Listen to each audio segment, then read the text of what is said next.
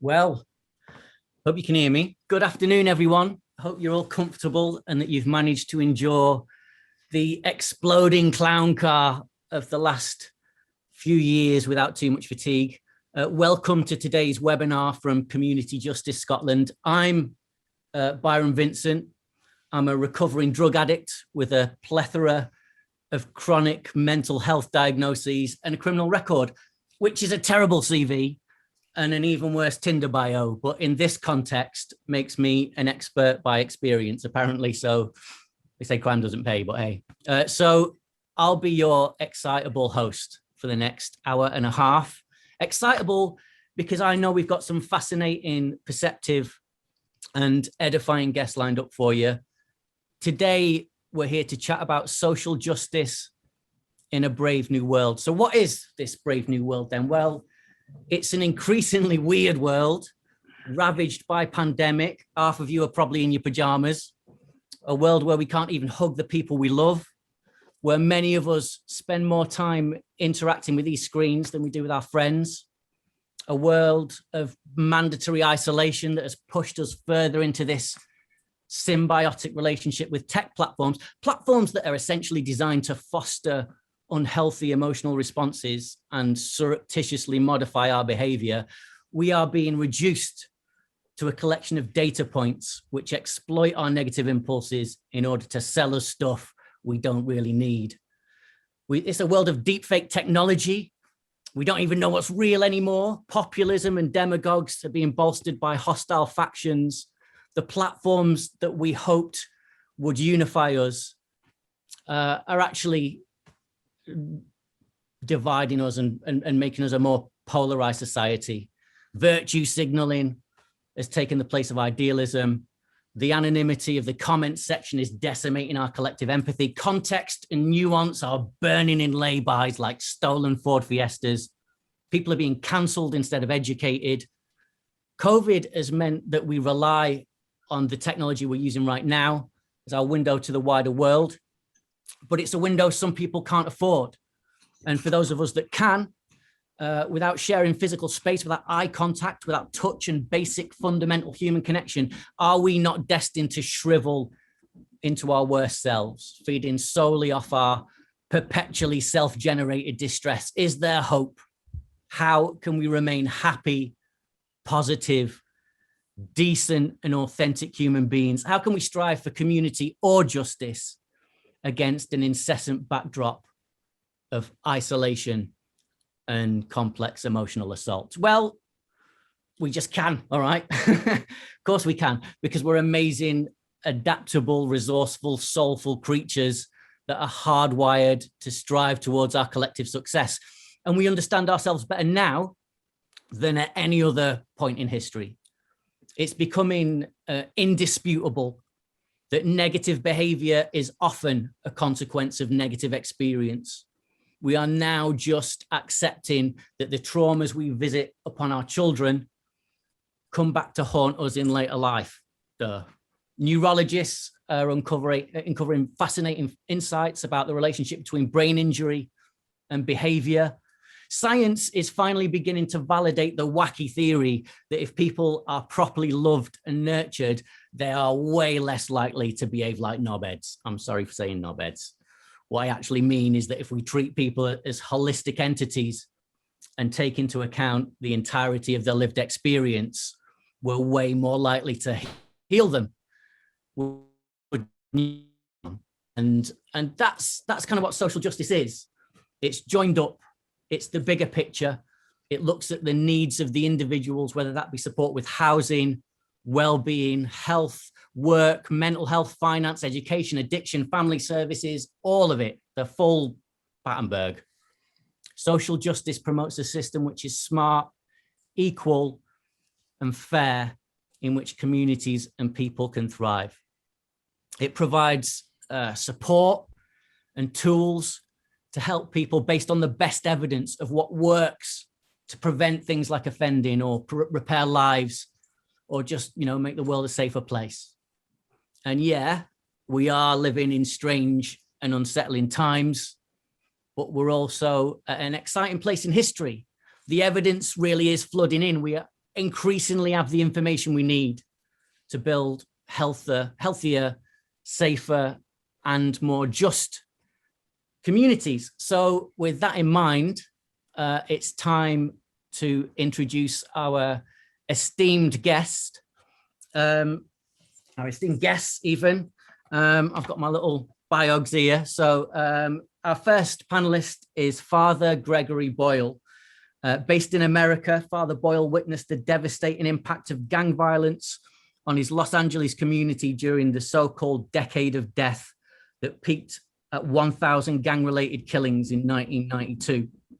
In 1988, he and parish community members started what would become Homeboy Industries, which employs and trains former gang members in a range of social enterprises, as well as providing critical services to thousands of men and women who walk through its doors every year seeking a better life. In 2014, President Obama named Father Boyle as a champion of change. His upcoming book, The Whole Language, out in October 2021, invites us to treat others and ourselves with acceptance and tenderness.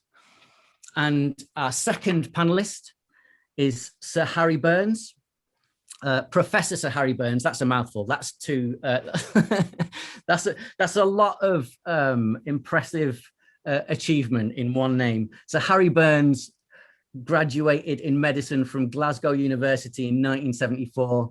He worked at the Royal Infirmary in Glasgow, where he was appointed consultant surgeon in 1984 and medical director in 1990. The experience of working with patients in the East End of Glasgow began his lifelong interest in the complex interrelationships between social and economic status and illness. He was knighted in 2011. In 2014, he became the Professor of Global Public Health at Strathclyde University. Wow. Well, I mean, I'm incredibly excited to talk to you both, especially given my background, which is far less impressive. So I'll start with you, Harry. The big story of the last year is obviously COVID. What, if anything, do you think the pandemic has taught us about the state of social justice? Well, the obvious starting point here is the fact that people at the lower end of the socioeconomic scale are more likely to get it and more likely to die from it. The inequality and mortality that we see in normal times has been worsened by COVID. In terms of the wider aspect of social justice, pandemics in general are something to think about, because pandemics occur. I think there is good evidence that pandemics occur often because of environmental injustice. You know, things like deforestation, animals that normally wouldn't come into humans are suddenly driven out of their normal habitats and come into contact with humans, and the bugs that they spread historically, going way back to the Black Death in the Middle Ages and so on. You know, there is a bit of environmental injustice behind pandemics. And I think that the issue that governments will have to face, particularly as they try to repair their economy and their social fabric, is the fact that poor people have been damaged much more socially, medically, and economically than more affluent people, especially those that have run away with multi-million-pound contracts to supply defective PPE and so on. Yeah. You know, that's a real issue. And what about across the pond over there in California? Does what Harry's saying mirrored in California? Father Gregory. Yeah, I certainly. It's first of all, let me apologize for my face. I have two black eyes because I fell walking and I got 6 stitches. So I told the doctor, I said, I work with gang members. I need my middle finger. So she was able to save it. but I can't see that well. So yeah, well, first of all, it's such an honor to be with you, Harry. You're an old friend and a hero of mine. And Byron, that introduction was just simply brilliant, brilliant. Not of the two of us, but your whole intro speech was, I found, so powerful. Obviously, here in the United States, the pandemic has underscored the fact that, as Harry said, the poor communities of color have been disproportionately impacted. In the state of California, where I live, is Boyle Heights, Los Angeles, and that's the epicenter of COVID deaths. And in the last 2 weeks, I did 6 funerals. Half of them were COVID, and the other half were gang-related homicides. And I have another one of those tomorrow, which shouldn't surprise us either, because the pandemic has thrown a kind of a monkey wrench into the hope quotient. And so gang violence is about a lethal absence of hope. So it stands to reason that our increase in homicides are directly connected to an inability of gang members to conjure up an image of what tomorrow might look like. Yeah. And so that's impacted it as well. Having said that, in our country, with the murder of George Floyd, which galvanized all sorts of activity and awareness, and people have a consciousness and are enlightened in a way that they never were before, especially white folks. So I'm oddly hopeful and optimistic, and I'm never both of those things at the same time. So I think there's a chance for us to refuse to return to normal, because inequity is what normal looked like. And Harry has spent his life in terms of health inequalities and addressing that. And now it's not just important for us to point things out, but to point the way, because people are, I think, open in a way they've never been open before. Show us where to go. Where should we go with this? Rather than just denouncing something, how do we reimagine a future for our planet and for each other? Well, that's a great question. I mean, we everything's been shaken. It's like we've been in this earthquake and we're climbing out of the rubble. What are the opportunities that both of you see? Again, we'll start with Sir Harry. What are the opportunities you see moving forward that are specifically born out of the crisis we're kind of just crawling out of at the moment? At a very basic level, one of the things you notice when you're out walking is people recognizing your presence. In the past you would walk and folk would have their eyes away somewhere else. Now they say hello, they smile and so on. And there's a much greater sense, certainly where I live, of social connection developing. Much greater interest in helping each other.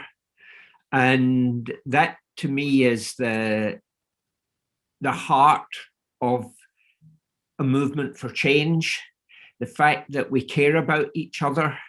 I remember once having dinner with Terry Waite. For those that don't know who Terry Waite is, he was an aide of the Archbishop of Canterbury who went to negotiate the release of hostages in the Lebanon, and he was held captive there for 5 years, 4 of them in complete isolation from any other human being.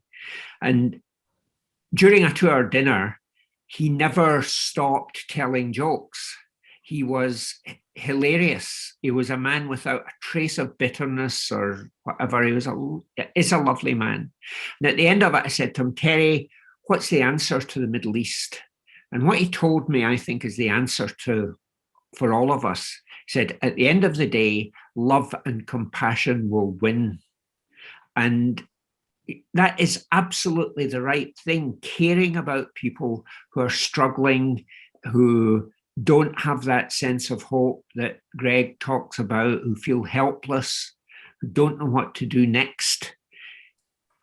We see the green shoots of that, and what will be important is not to let it die, not to, to build on it. That's at one end. At the other end, you've got what politicians will want to do. They will want to do the grand thing. They will want to rebuild the economy and all that kind of stuff. Well, we have to make sure that they rebuild it with concern for the whole of society. Inclusive, sustainable economic growth is what we need, not economic growth that hands tons of money out to people who are already very wealthy. And there is some evidence that the wealthy are getting wealthier as a result of the pandemic. We need to shout about that and try and steer politicians away from that. And I'm very hopeful about Scotland in that respect. So, yeah, I'm optimistic. But at the end of the day, those two words, love and compassion, have to be at the heart of it all. Father Greg, your work is all about empathy and compassion and importantly, authentic relationships, I think. How, at a time when people have been destabilized and relationships, we've become more isolated because of the pandemic. Coming out of this, how do we recover? How do you recover in your work? And how do we learn from this experience and bolster the strength of those relationships in a way that can be passed on to into other systems and into other organizations? Yeah, earlier in your comments, you talked about how polarized we are, and so our natural inclination is to win the argument, which doesn't quite work. And to Harry's point about Terry Waite and the jokes, the Dalai Lama is always laughing, and I was privileged to meet him once, and he's hilarious. He's always laughing, and he said that his thing with laughter is that if you can get people to laugh, they'll change their minds, which is also kind of a powerful force, because we think everything is a grim duty and we become quite strident. And I think there's the gateway to the love and compassion really is the kind of the common humanity that we share. That the pandemic was the thing that hit everybody globally. And then you started to realize that this hurricane, this storm of the pandemic, we were all in different sized vessels. Some people were in huge, steamer ships, and some were in inner tubes or just clinging to a piece of wood in the storm. So the storm was the equalizer, and then we were able to see that we were in different sized vessels. So it kind of pulled back the curtain on this. And yet we all, I think, at least in the United States, we had this kind of initial sense that everybody was going to be selfish. It was like hoarding toilet paper and hand sanitizer. And yet I found it's kind of galvanized a generosity that wasn't really there. And it came because we're all encountering this one thing. It's not like, victims of a tsunami in Japan that our hearts go out to them and it's happening there. This is a thing that's hit everybody knows somebody who died from this pandemic. So in the past, when we would kind of think about, building a higher wall instead of a longer table. And now we're starting to say, well, let's build a longer table. How, as Harry says, how do we include people who have been excluded? How do we imagine a circle of compassion and then imagine nobody standing outside that circle? And so I think we're starting to dismantle the barriers that exclude. Maybe I'm naive, but I think there's no turning back because of the pandemic, that there's sort of a gift in it that I think maybe we're recognizing for all the things we've had to deny ourselves. I think something good is going to be born from this moment. I think in my own journey, one of the most important things I've learned is that resilience isn't some internal force of will, or isn't just some internal force of will. It's also an external support network. And it's about those relationships and about kind of mentors, which I know both of you have spoken about in the past. You've been doing what you've been doing for a very long time. What are the most important lessons you've learned, or how has social justice changed? I guess this is a better way to frame this would be, how has social justice changed for the better, say in the last decade? What elements have changed for the better? Can we start with you, Sir Harry, please? So what has been the significant thing for me is the realization that social justice is not something that comes from the top. It's something that comes horizontally. It's about putting your arm around the shoulder of someone in trouble and making that person realize that they have a value and you value them, and therefore they should be valuing themselves. The helplessness, the hopelessness that young people learn because of turbulent and difficult early years is reversible, and it's reversible by showing them that love and compassion and making them realize that they have abilities and capacities and can be great and good people. And that, I think, is the thing that has certainly come to the foremost in my thinking. You're not going to do this by doing things to people. You do things with people to support them and help them come out of a dark place. And I've seen it so often. And what I'm trying to do just now is I'm trying to gather stories. You know, in science, we want to do a clinical trial and prove that your statistical difference occurs because you've done X, Y, and Z. Stuff that. That's not how we're going to do this. We're going to get the stories, and we're going to encourage people to do some of the things that are in those stories. This has worked for that guy, so I'll try it on this guy. And it's about, so social justice is about the social bit. It's about people coming together and supporting each other is the real insight that I think I've acquired over the last several years. I don't think people understand what a killer purposelessness, if that is even a word, is. Father Gregory,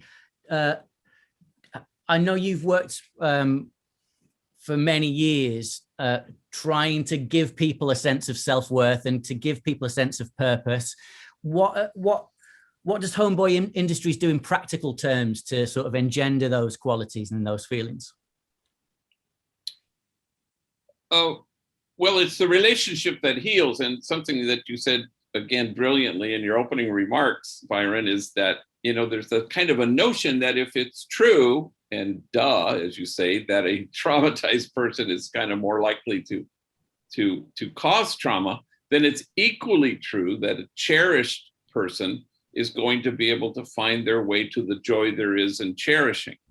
So at Homeboy, it's not about surviving as the fittest, but thriving as the nurtured.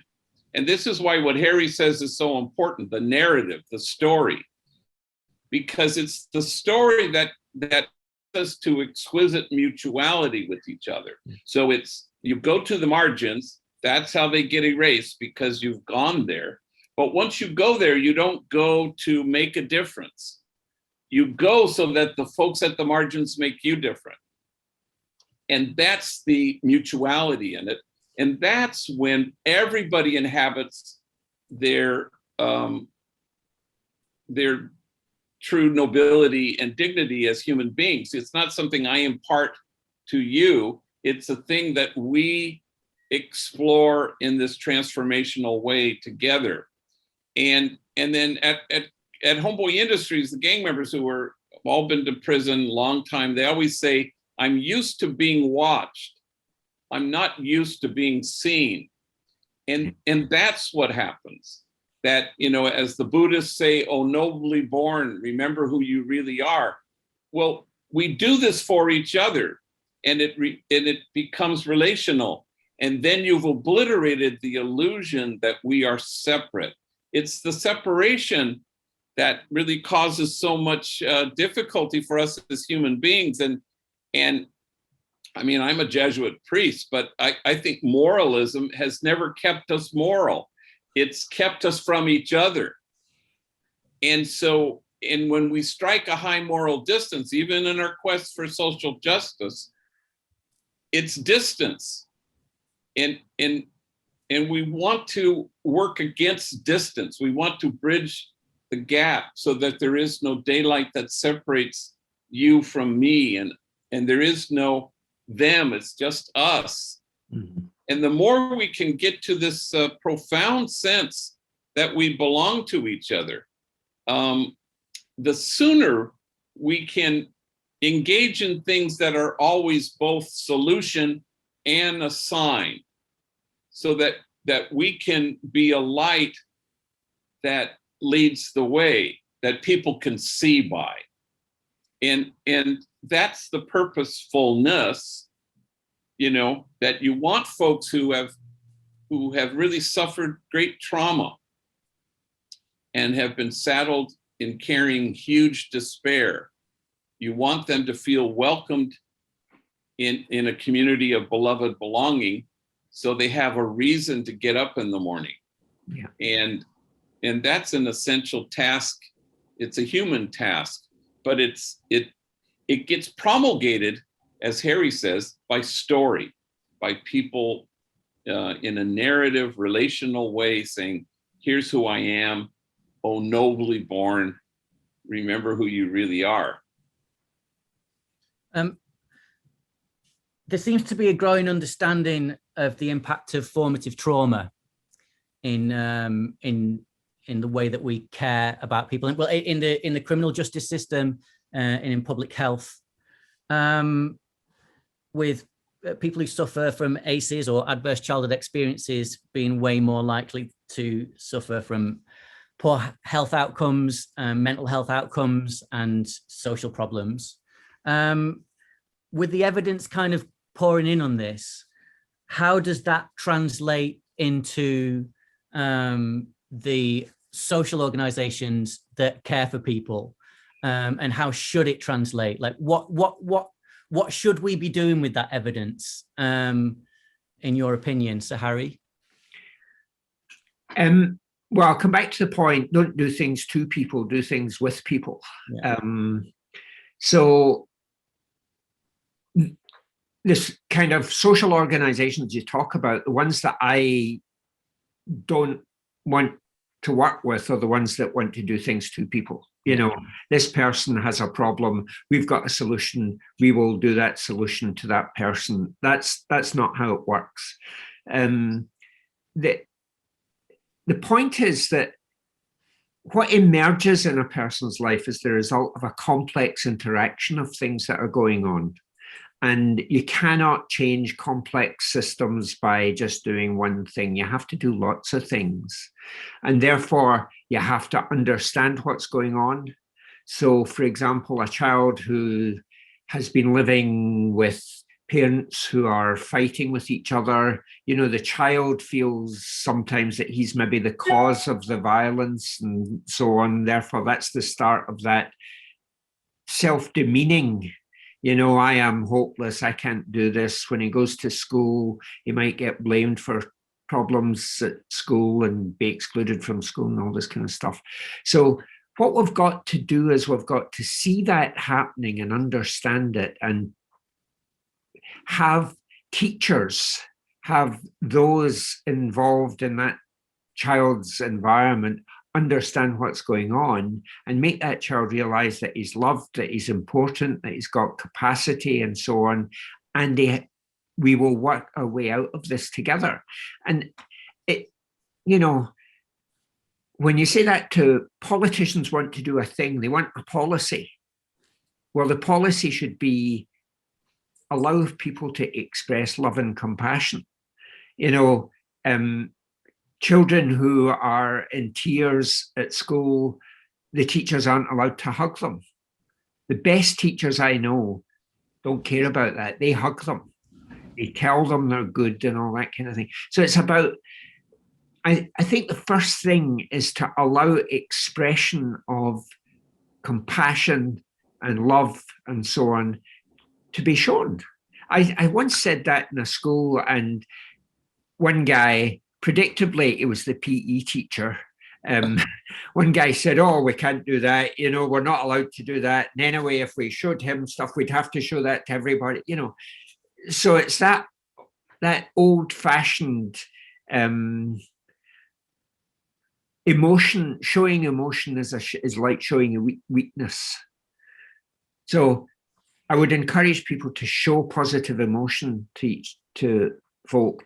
The other thing that I think is very important in moving this forward is to question economists. Part of the problem is that the moral philosophers and the economists of the 19th century, it was all about choice. Everyone is free to make choices, and therefore we make choices that enhance our sense of return on what we invest. What they didn't realize was that we all vary in our ability to make choices, and that depends on the experience we've had. So you cannot say, so what's happening just now is we blame poor people because they've made bad choices.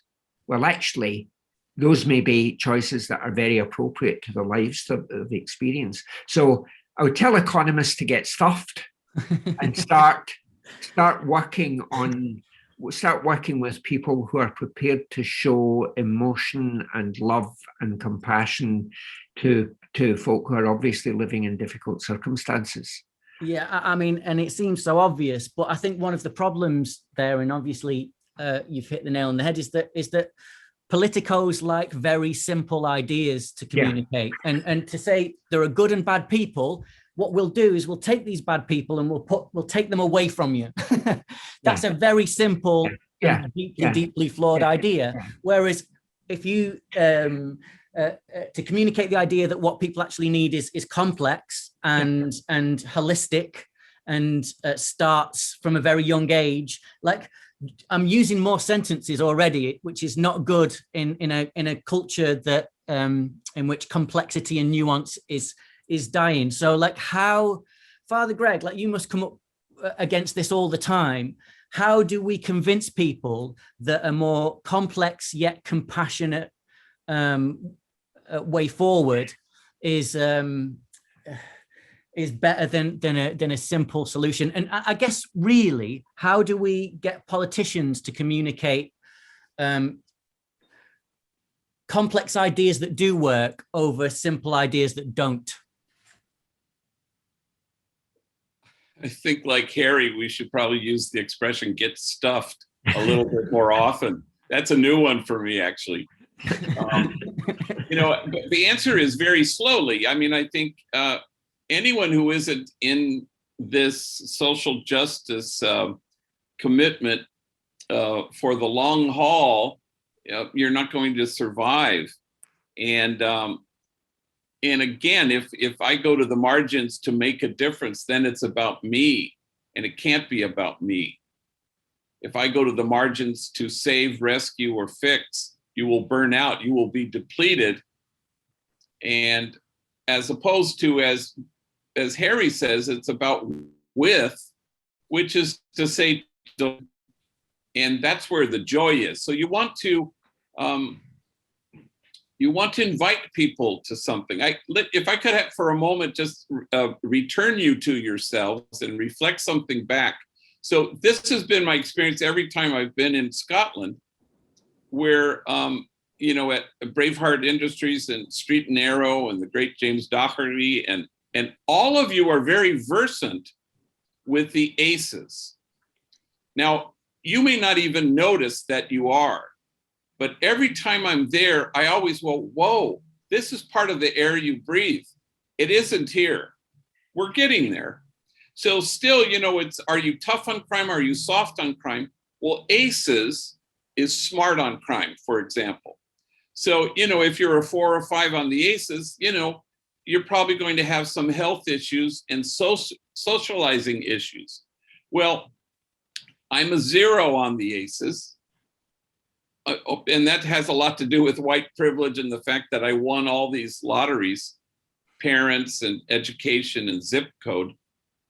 But every man and woman who walks through our doors at Homeboy is a 9 or a 10 on the ACEs. And you come to a point where you stand in awe at what these folks have had to carry rather than in judgment. And so traditionally the world, but especially the mass incarceration capital of the world, the United States, we've punished wound. We want to isolate brokenness. First of all, it obviously doesn't work.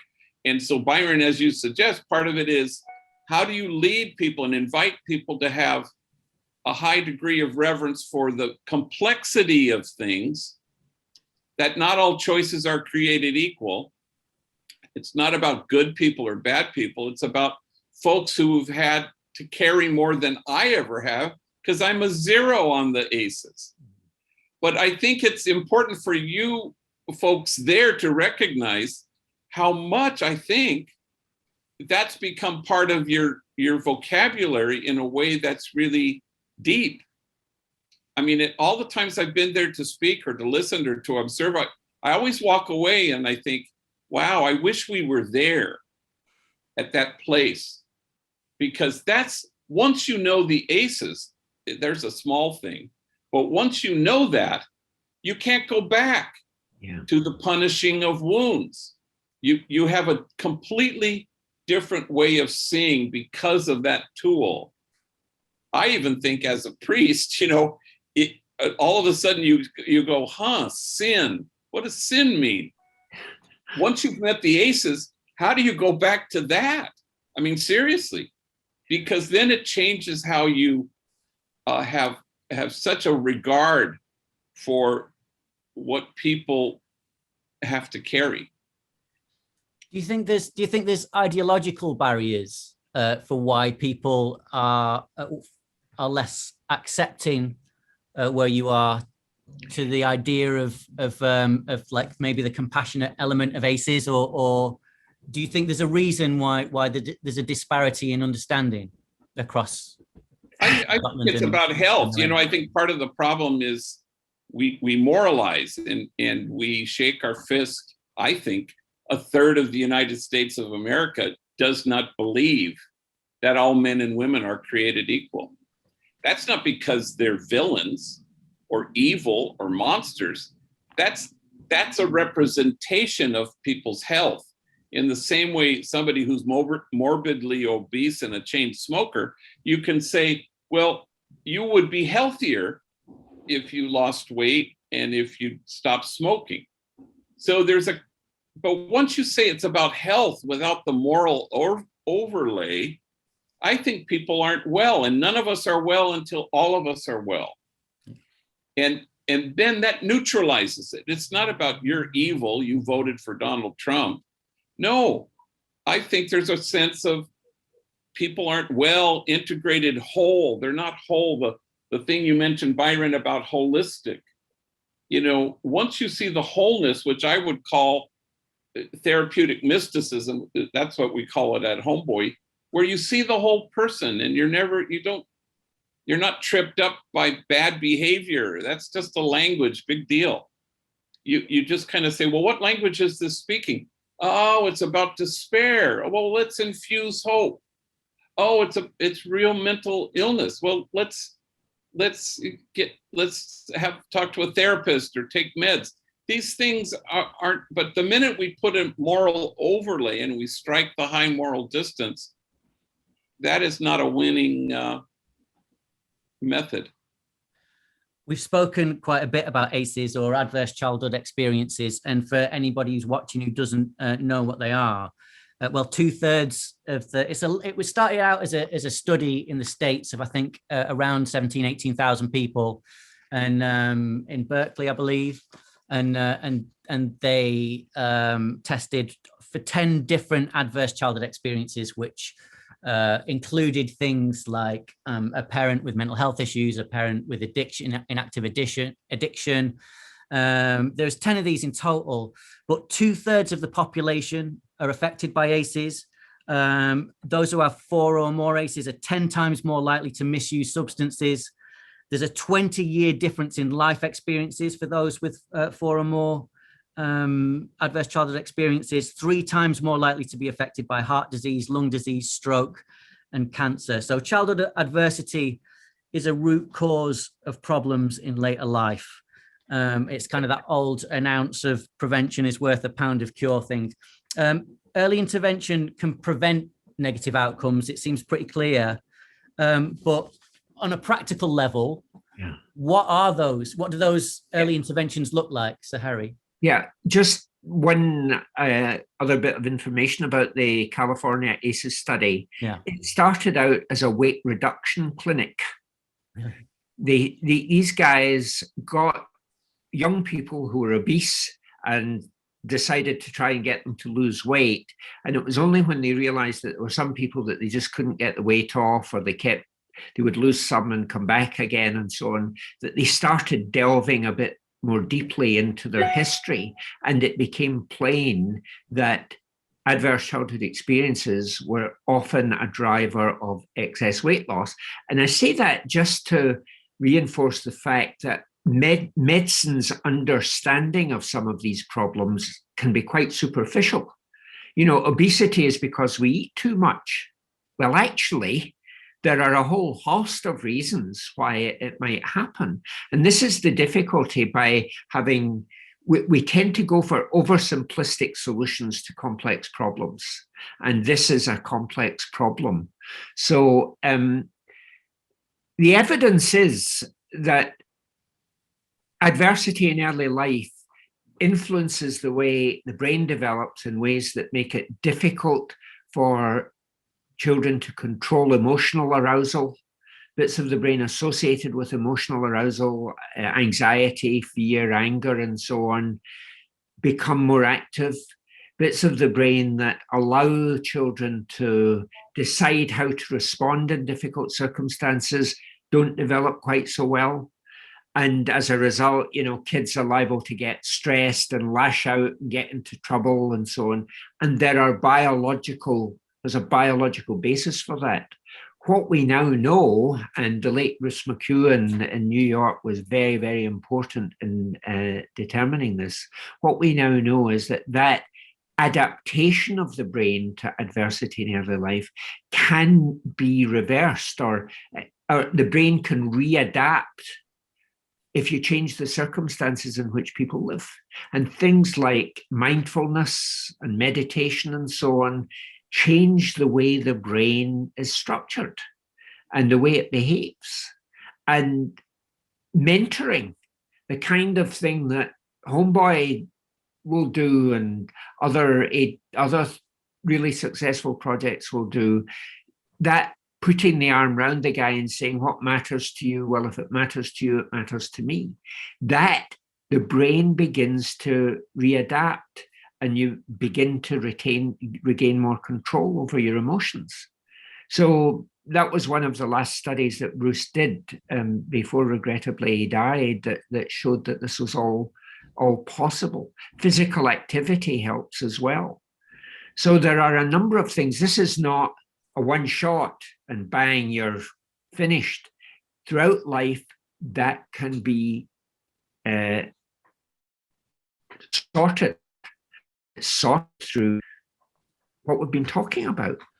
I was reading a paper earlier this week about the relationship between brain trauma and at any age and offending, and it seems like there is an ever-growing relationship between science and the criminal justice system, and I guess you've been a part of that evolution. where is it working and where is the resistance, and what would you like to see happen in the future? Well, I have to give the Violence Reduction Unit in Glasgow a huge pat on the back. They were the first to really begin to see that the solution to reducing gang violence wasn't to come down heavily on the gang members, but to help the gang members be different. And the kind of things that have happened over the years with VRU has been astonishing. And of course, now I'm told that every police force now in England has its own VRU. Just how successful they be without the likes of John Carnahan and Karen and so on, I'm not so sure, because they were a force of nature. They really understood what was happening, and as does the folk running VRU at present. These are really, really good people. You have to have that. So you can transform violent behavior by showing them that kind of respect and treating them like human beings. In Scotland, they have John Carnahan and Karen McCluskey and James Doherty and people who are driving forces behind people's understanding, especially at a time when this wasn't as widely accepted. And so, Father Gregory, you must have, in the early days, come up against resistance in the communities that you work in when you were working with people who'd committed serious offences. There's obviously a lot of stigma and a lot of prejudice. How did you, what kind of issues did you face, and how have you dealt with them? Well, 33 years ago when Homeboy was started, there was, a lot of demonizing of this population. So, we got bomb threats, death threats, and hate mail, not from gang members, because they always knew it was a place of hope, but from people who had demonized the gang member. And so you just persevere until people can see it. The poet Wallace Stevens says, we live in the description of the place and not the place itself. Well, I think in Scotland, again, the VRU imagined the place itself. It said, let's not stay in the description of the place. Let's bring about the place itself so that people can see it. I think that's what happened with Homeboy, is people could visualize it. You don't wait for it, as Harry says, to be a policy. You don't wait even to win the argument. You proceed. You start a place called Street and Arrow. You start it. People see it. And then it does something to their imagination. And then, it becomes solution and sign. What if we were to invest in people rather than futilely try to incarcerate our way out of this? The largest mental institution on the planet Earth is Los Angeles County Jail. And they wanted to tear, they have many places because it's so huge, but they wanted to tear down Men's Central Jail and rebuild it. And the community said no. And finally they said, okay. And now that's very close. It's walking distance to Homeboy Industries. So we're trying to imagine the place itself. And we're calling it Hope Village. And instead of building a jail, what if you really, stopped punishing wounded people and healed their wounds? So we're trying to kind of imagine this thing that has housing, can deliver mental health services, like any social dilemma that's vexing, like homelessness, for example, or returning citizens or whatever, or gang violence. You need to begin with a place. That community will always be the context. And they always say you begin with a safe place. If people feel safe, then you can deliver services, but you can't deliver them unless people feel at home and welcomed and safe. They're not going to thrive unless you do that. But we we're so impatient, we cut to the chase. We go right away to the delivery of services, and it becomes like getting your driver's license. And you don't want to do that. You want to say, welcome. This is the right place for you. You're at home. We will love you, and you will love this place back. And that's a new way of thinking, I think, in terms of our social contract, which is draconian and crazy, which is we will punish broken, wounded, despondent, mentally ill people. That's crazy. And then certainly, you know, the VRU has really done that in a way that's really quite palpable, and people can see it. And you didn't wait to kind of have every I dotted and every T crossed. You know, I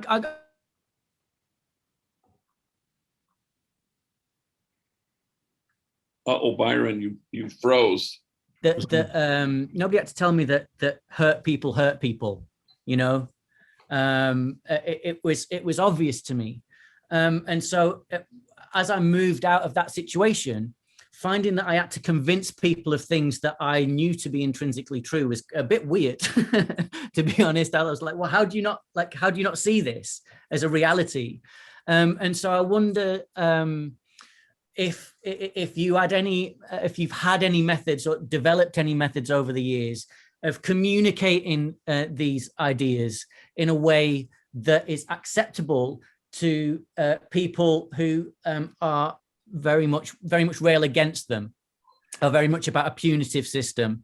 Yeah. And or do we just ignore those people? What's the way forward when trying to combat a kind of an ideology that oppresses people that are already oppressed?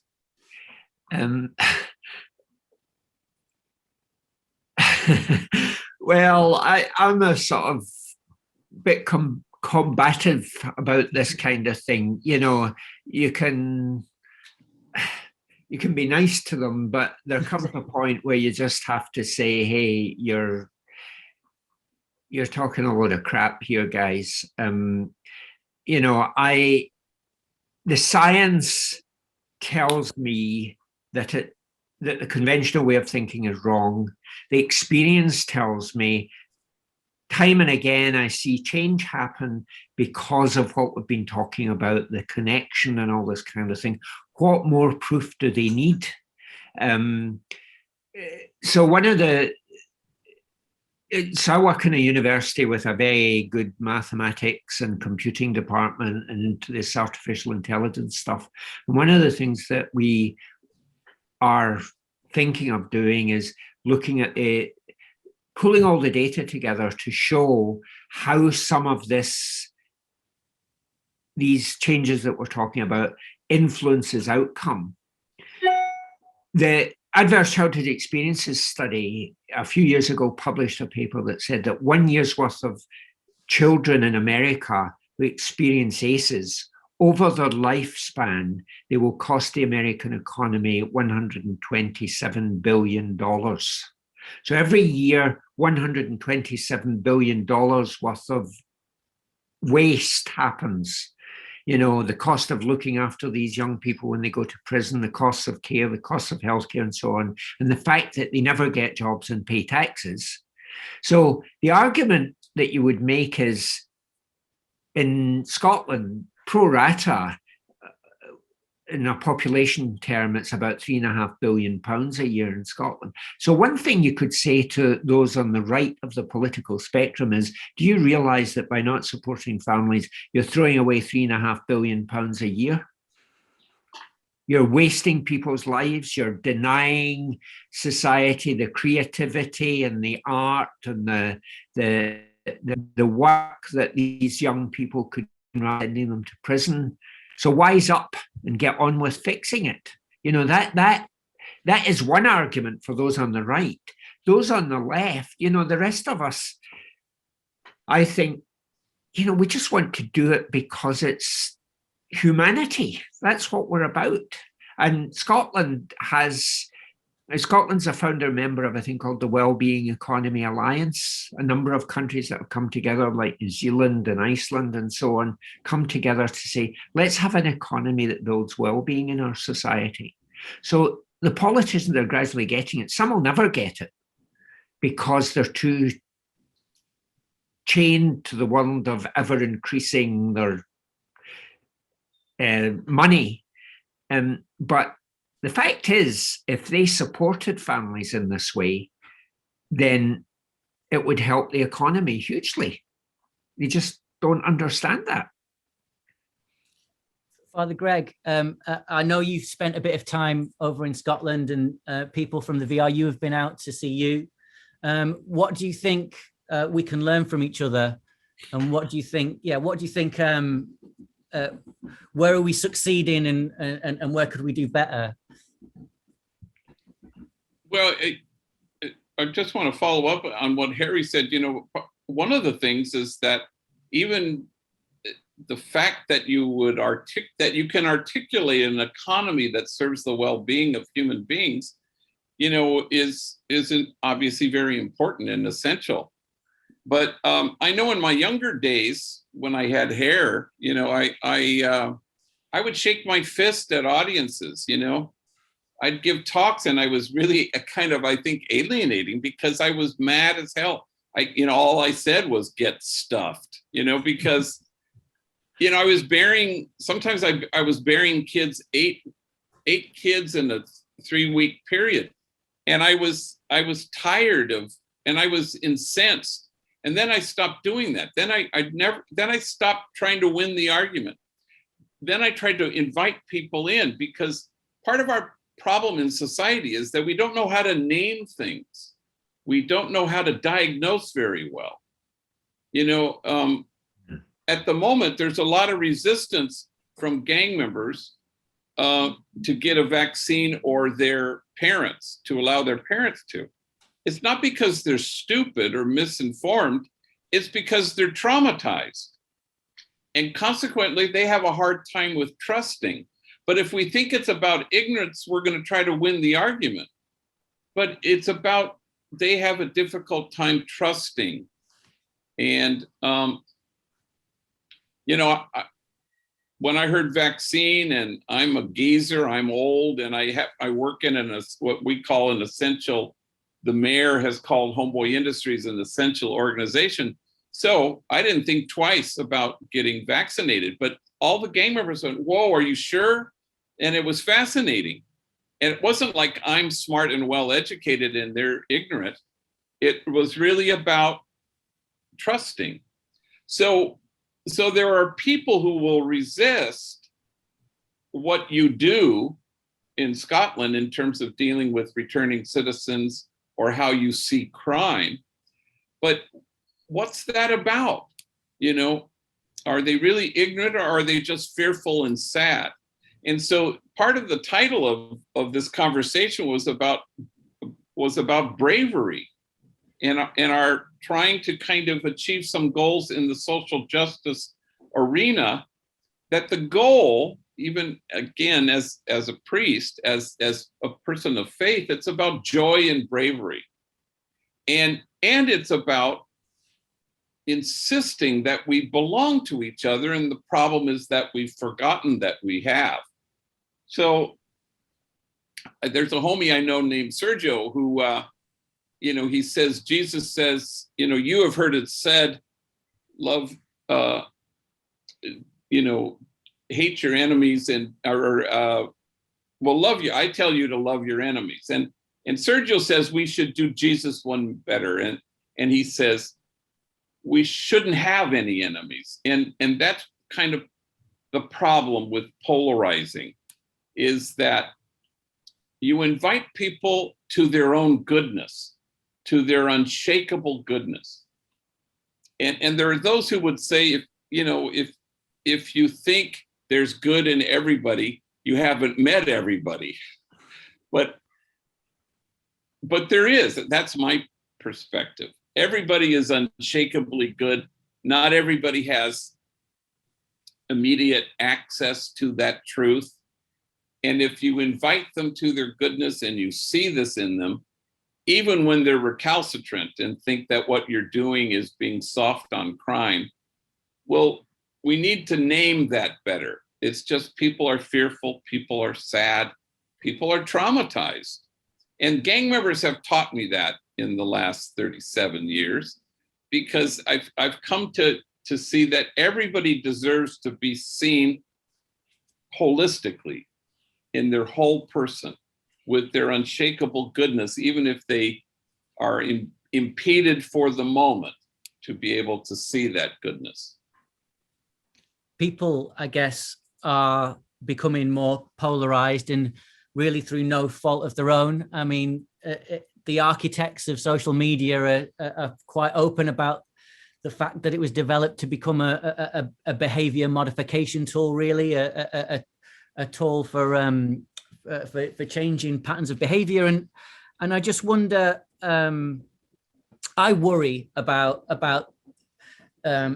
the divisiveness that's causing, and the isolation, and the impact on our collective psyche in terms of empathy that these technologies, as they develop and grow, will have on us as a species. Working in public health, Sir Harry, is this something that has bothered you at all, or are you not too concerned with? I don't have a strong opinion one way or the other. I mean, on the one hand, you can look at things that I have heard are very unpleasant and all that kind of thing, or you can go onto Twitter and watch Janie Godley impersonate the First Minister. And Greg, you wouldn't have seen Janie Godley, but I'll send you a link. And so there are good things as well as bad things in all of this.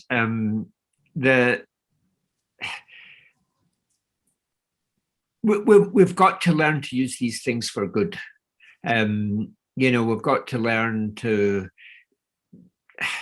overcome the obstacles that people will put in us for their own ends. They want to do this because it makes them money by,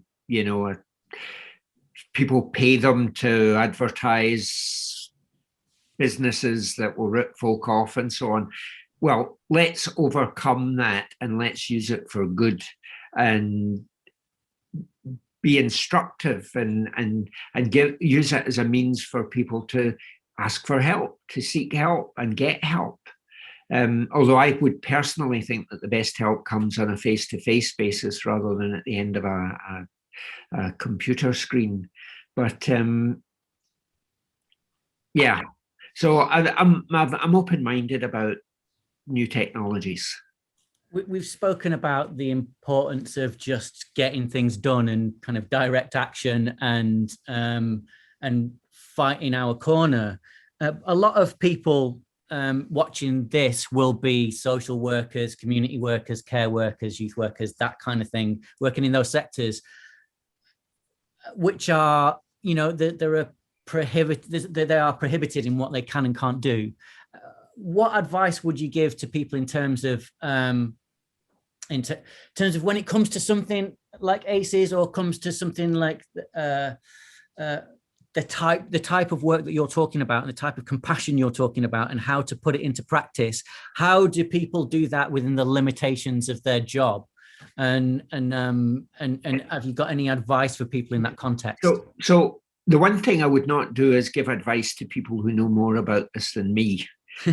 They are dealing with it every day. And when I go and talk to nurses, social workers, teachers, or whatever, and hear their stories, it has an effect on me. I think, yeah, that was really clever what that guy did, and it's made a difference and so on. And what I'm doing just now, at the moment, I'm president of the British Medical Association, and they allow the president to do a project each year. And my project is about inequalities. And what I'm trying to do is I'm trying to get doctors and anyone else who wants to share stories.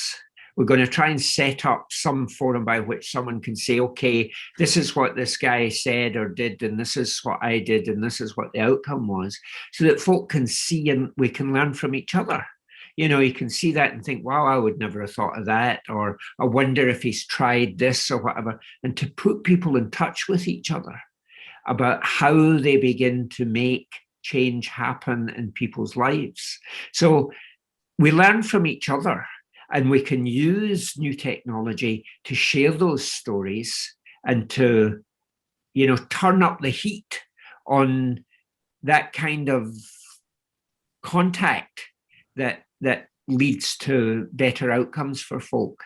Well, I absolutely agree that we should be more free in the way that we share information and stories. I think it's been a problem historically across. I mean, I've spent a lot of time in the mental health system, so in terms of the difference between genetics and psychology, for example, and the divisions and things like that has always been present.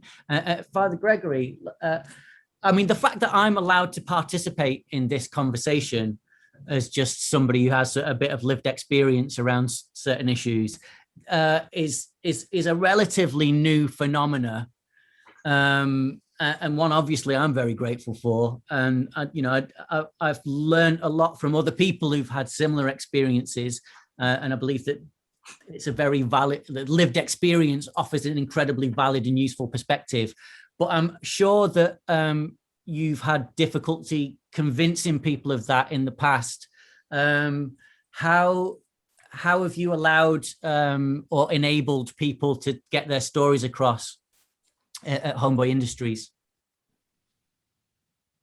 Yeah, I mean, the pandemic has posed a certain amount of challenge, to be sure, and in the past, it was trying to get people to come to Homeboy, and as the minute you walk in the door, you can feel it. It's palpable. It's in the air. There's a sense of kinship and tenderness, and of course, any gang member with lived experience, as you say, walks through the door barricaded behind a wall of shame and disgrace, and the only thing that can scale the wall is tenderness. And so people connect to tenderness because they know that it's connective tissue. It's the thing that keeps love from becoming, sort of dissipating in the air. It's contact, and hard to do during the pandemic. And yet you find other ways. I find gang members, the homies I know, are remarkably tender in their gestures of affection that come in a simple tweet, text, that they're mindful of you and they're conscious of somebody other than themselves. People aren't unkind, they're just distracted or they're self-absorbed. And oddly, I think this time we've used muscles that have had sort of atrophied. Like Harry, I long for the day when we can have face-to-face and contact and hug people. And Homeboy is kind of a huggy place. You can't walk to the restroom without being hugged 9 times by people who you've already hugged, and we all miss that because we all have masks and we're all at a social distance. But we'll get there. But I think things have changed. And Barack Obama used to say at the end of his term, he said, if you think things haven't changed, you haven't been paying attention. And I agree. I think things have changed. We're at a different place. Every time we're at a different place. Sometimes it feels like it's 3 steps backwards, but it really isn't. I think we're, the arc of the moral universe is kind of moving exactly as it should, I think. And so it's felt over the last few years, to me at least, a little bit that everything's been a bit destabilized and chaotic politically, globally. I don't know if you felt the same way, but there's certainly been some felt like there's been some pretty major transitions. Maybe that's more of a feeling than a fact. Do you think there are any opportunities to be had in these moments of political transition? So Harry. Well, instability is always an opportunity. You know, I think when politicians are uncertain about the way ahead, people can persuade them about a particular direction of travel. And therefore, the more we talk about this kind of thing, the greater the momentum that we get behind it,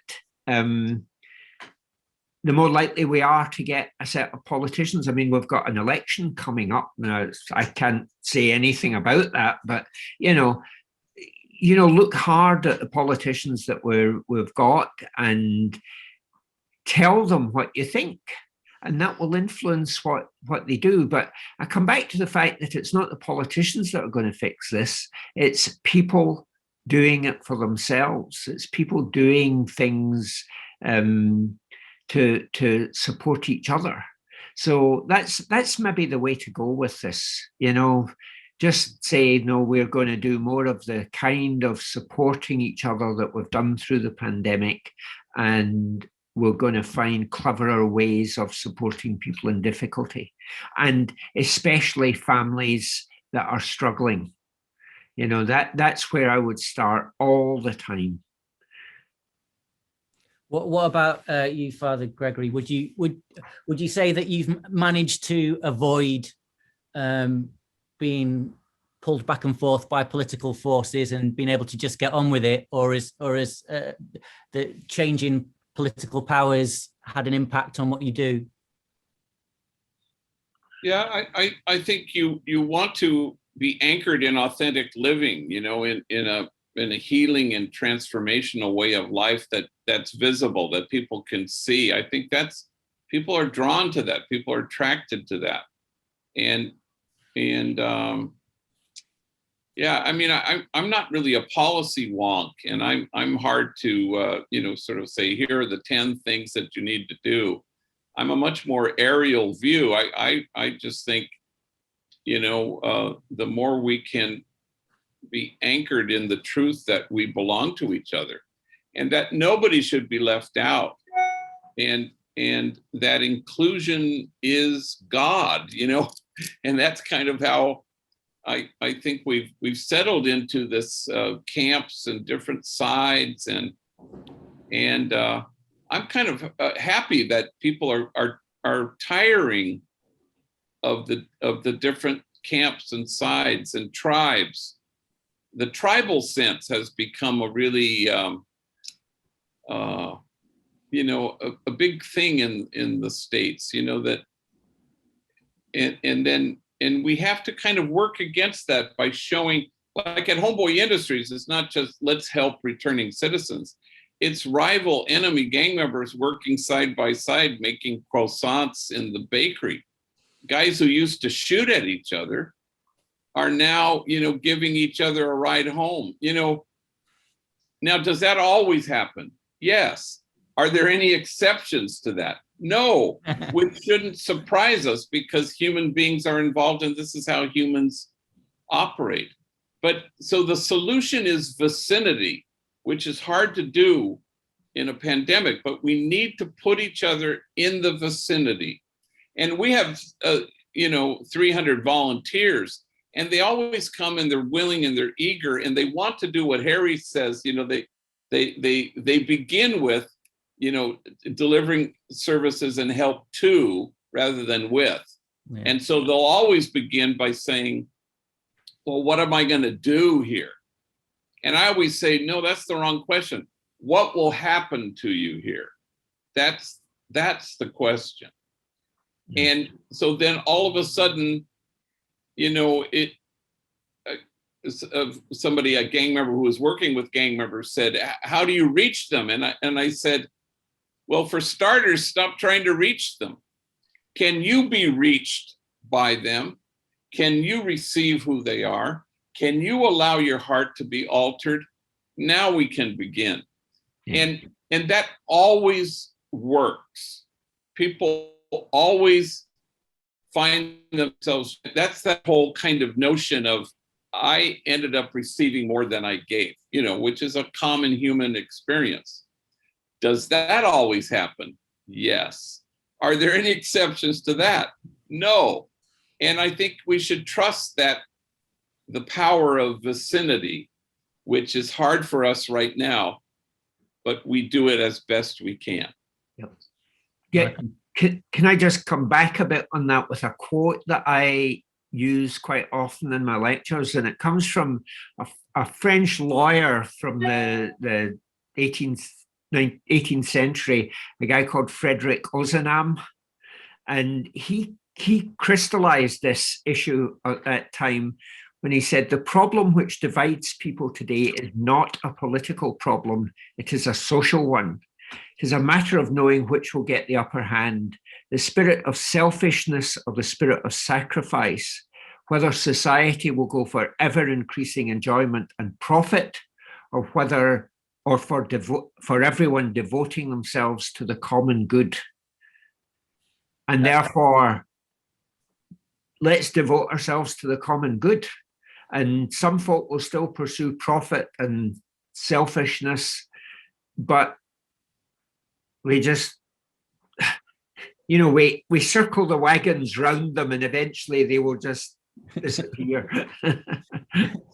I mean, I couldn't agree more. And with all my experiences within either criminal justice or mental health or social care, the things have only ever progressed when the relationships between myself and those services have been equal and authentic. And I think that's something to aim for. We've got some questions from people who've tuned in. So I'm going to move on to those. These will be to both of you. Question 1. How can people that work in the various factions of social support, youth workers, care workers, teachers, come together to effectively leverage change? Start with Sir Harry. Well, what's stopping you would be my response. I mean, when we first started trying to make major change, we started it with patient safety in hospitals and we moved on to child health and so on. The early years collaborative, as we called it, brought 800 people together in the exhibition centre in Glasgow every 5 or 6 months, and they would sit in big tables in their own regional areas and so on and talk about the issues. And we would get folk to come and give them ideas and so on, but they shared ideas and they shared them with the whole lot. And folk went and tested them, and some things worked and some things didn't work. But the things that worked, do it at scale. So it's a question of getting together. I'll give you an example. One of the things the Early Years Collaborative wanted to do was to make sure that all children reaching their 30-month at their 30-month health visitor assessment would achieve all their developmental milestones. So they started to take notes, you know, did this child achieve it and so on and so on. And they realized that only about 60% of children were actually getting a 30-month health visitor assessment. One nurse in one clinic realized that was because they were sending the appointments out in brown envelopes. Brown envelopes to many families are bad news. They were going in the bin. So she started sending out texting appointments. 90% of kids started to come. So that one nurse, the rest of the nurses in that clinic started texting it. Then that happened around the whole of Scotland. You know, one person with a clever idea can spread the learning across the whole of a country. So it's that kind of thing. Do it. If it works, tell people about it. And nothing's stopping you do that. And if a boss comes along and says you can't do that, phone me up. And I'll send John Carnahan round to talk. And I guess that's the benefit of living in an age where we can share information so quickly as well. There's no excuse not to, you know. Father Gregory, how do different factions come together to support and leverage change? Well, in Spanish we say querer es poder. You know, if you want to do it, you can do it. But But even as I'm saying that, I'm thinking to myself, who wants to do it? It's not good people, liberal people, progressive people. It's, again, it's like, how do you galvanize health? How do you help people to grow? How do you get to that place where you want to do this, where you want to invest in children and in health and in equal opportunities and equity? And that's the real goal, because we get very superficial about these things, and it's kind of lamentable, I think, because at the moment, we're having a strange thing in our country, which is a rise of hate crime against Asian folks. And they draw a straight line between what Donald Trump said about China virus. And, that's why there's a huge increase in hate crime against Asians. And I think it's so superficial, because then we go, I stand against hate, which is self-congratulatory, rather than say, well, who does such things? Well, people who aren't well, who aren't whole, who aren't healthy. They're not evil. They belong to us. How do we reach out to them to somehow, and again, I'm sure the pandemic has exacerbated their own mental health, but this is a health issue, not a hate issue. This is a wellness issue, not a crime issue. And the more we can kind of get people to buy in, but they never will if they think that there's a them out there, people who have embraced hate. Well, who do you think they are? They're human beings who are sad and fearful and not well. How do we bring them to a place? So I think it's with every breath you take, you try to choose to cherish, and that will have an impact in the world. It feels like a small thing, but it's huge, because it's your decision to be in the world, I would say, who God is, compassionate and loving and kind. And I was reading the other day a writer named George Saunders, who said, kindness is the only non-delusional response to everything, which is interesting, because it underscores kindness, but it also says everything else is delusional, self-righteous, angry, we oppose you, which is fascinating, because I think he's absolutely correct.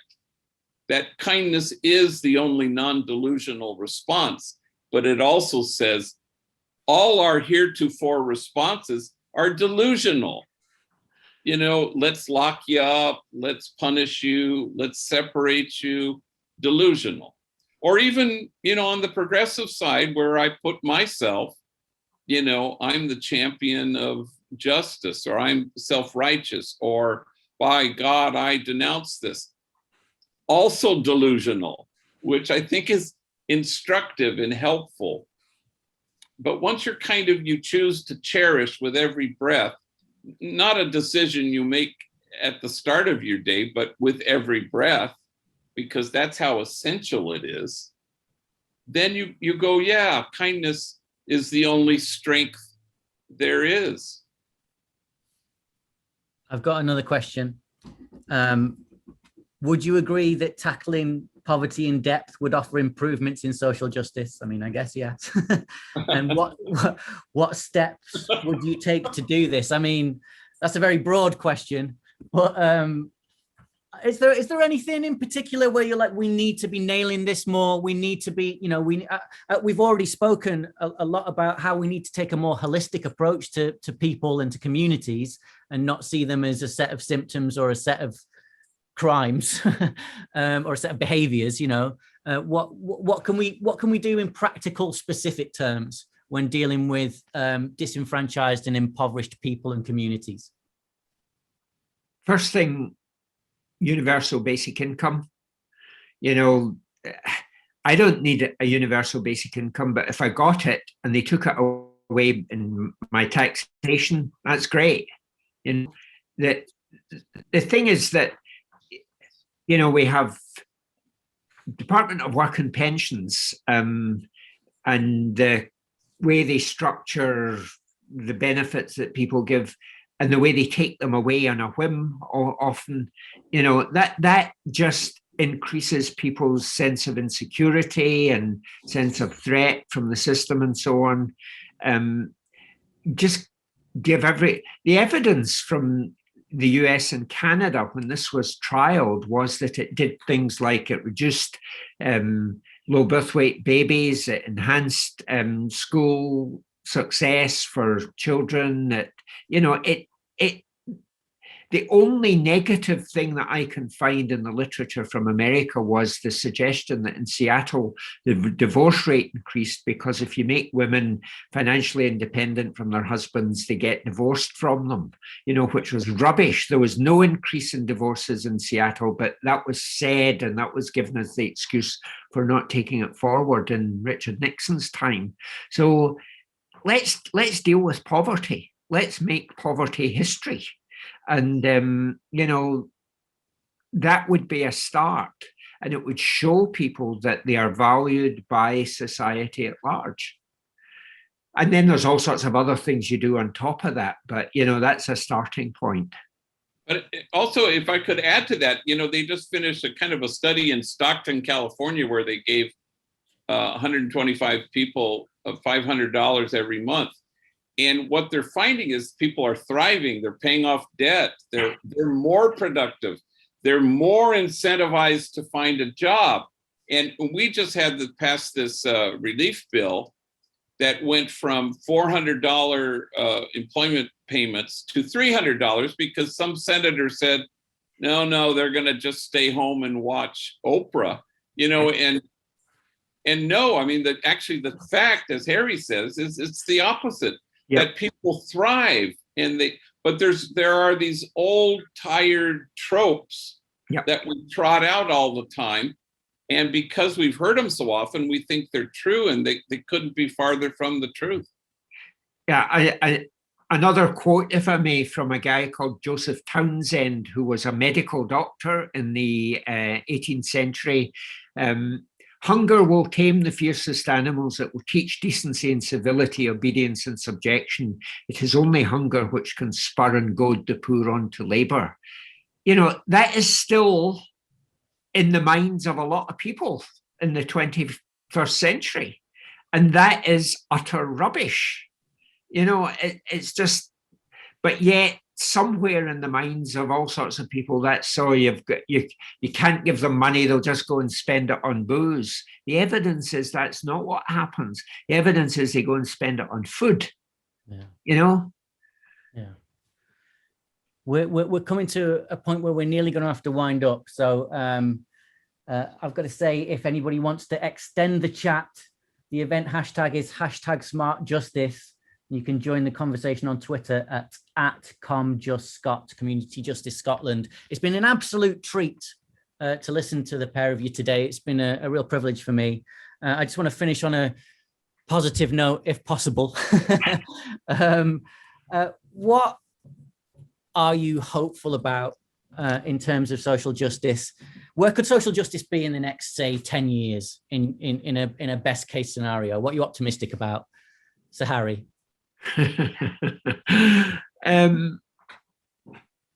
Well, you've got to be optimistic. Yeah, I've got to think that pressures from below will increase as people see the need for inequalities to be narrowed on a human basis. Pressures for the planet, sustainability and so on, inclusivity, people realizing that the societies that have come through the pandemic best are the more inclusive societies. Places like New Zealand, places like Iceland, places like Scandinavia in general, they get through things because they're working together and they respect each other. And with more folk that recognize that, the more the pressure will be on to transform and become more inclusive. So that's, yeah. I think that there's a longing out there that we need to tap into, that people are longing for community and health and wholeness, and they want joy.